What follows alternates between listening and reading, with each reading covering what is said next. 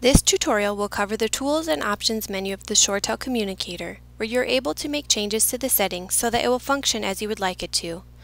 We're going to start by clicking the ShoreTel icon and then click Options. The very first tab is the General tab. Under the General tab, our first option is to start the communicator when you log into Windows. Sometimes this is not enabled upon installation, and if it is something you would like to happen, then you can just click the box here. The next option for drag and drop windows allows you to detach the window of the communicator and arrange them in different order, or even separate from the communicator window. Finally, if you wanted to change the color of the communicator, you could do that here. Going down the list, our next option is for the Quick Dialer. The first option allows you to enter company names into the Quick Dialer. The only thing to ensure is that if you check this box, you will obviously want to make sure that your contacts in Outlook or in your directory have the company name entered in, so you can utilize this feature. You can also check the next box if you wanted to see fax numbers in the search list. The last option here on this page allows you to change what you see when you look at the Quick Dialer. If you click the drop-down arrow on the Quick Dialer, it will show you a brief history of your calls, and the options here allow you to select what callers show up in that window. The next tab is for call handling, which we covered in Lesson 4. You will just want to make sure that you do utilize these to set up and record your greetings and personalize your settings there. We have also covered the Office Anywhere and Find Me options in our previous tutorials, so let's move on to the Additional Phones tab. The Additional Phones feature is set up very similarly to the Find Me feature. You are able to enter up to 2 telephone numbers to ring simultaneously with your ShoreTel extension. Once you are finished, click Apply and enable that feature. Next, we will look at the Voicemail tab. Under the Voicemail tab, there are a few settings here that you might be interested in changing. The first option is to play messages using the PC speakers. If you recall in our voicemail tutorial, any messages that we played came through our telephone speaker. If you wanted to change that to use the PC speakers, you could do that here.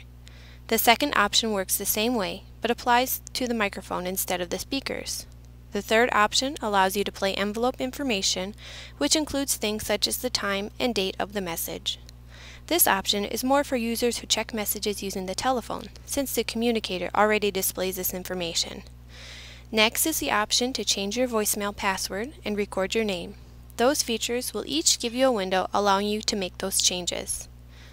The next feature is an important one to many users, and that is to set up the voicemail notification.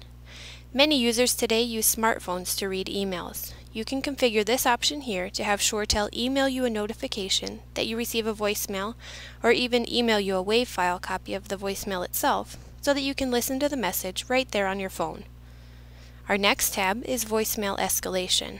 This page allows you to set up voicemail notifications to many locations.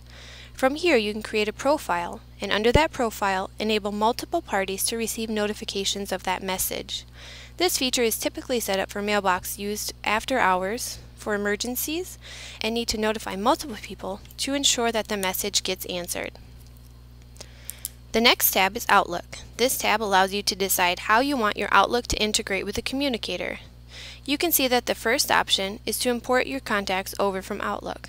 The second option is to have the Outlook contact window for each caller open up when that person calls you. Your third option is to attach a WAV file to your voicemail if you move it from your inbox to a different folder. That way you retain a copy of that message for records if you file that message away. Next, you are given a link to install or uninstall Outlook integration. This integration only covers the voicemail portion of the integration and not the contacts. So if you want to have the Outlook contact integration, but prefer to view your voice messages using the communicator than Outlook, it would be better to have that option uninstalled. The last two options are concerning the Outlook calendar. If this option is installed and enabled, you are able to schedule your call handling mode to change based on your Outlook calendar. After the Outlook tab is the Telephony tab.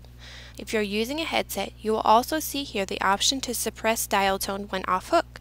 This allows you to remove dial tone in your ear when using headsets if this option is enabled. Finally, the last option is Sound. The Sound tab is for changing alerts that come through the PC for the communicator.